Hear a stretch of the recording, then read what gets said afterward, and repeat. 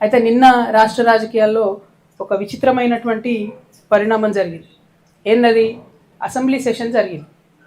Assembly సెషన్లో ప్రతిపక్షం లేనే లేదు, కంప్లీట్గా లేకుండా పాలకపక్షం మాత్రం కృష్ణా నది మీద ఇక అడ్డగోలు అబద్ధాలు చెప్పుకుంటూ మొత్తం ముఖ్యమంత్రి గారి ఉపన్యాసము, అట్లనే ఉత్తమ్ కుమార్ రెడ్డి గారి ప్రసంగము సాగుకుంటూ పోయింది.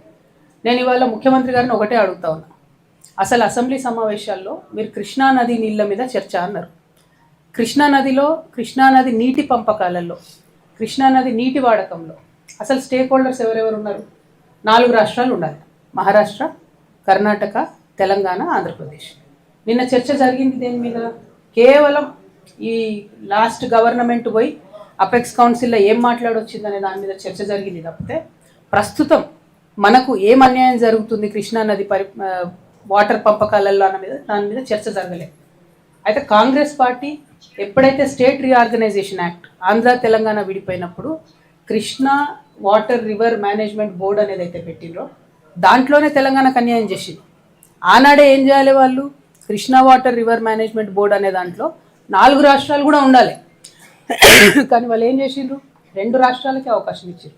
అంటే ఆంధ్ర తెలంగాణ మధ్యలో మాత్రమే నీటి పంపకాల విషయంలో కావచ్చు, దేని విషయంలో కావచ్చు వీళ్ళు స్టేక్ హోల్డర్స్కి ఉండాలంటారు.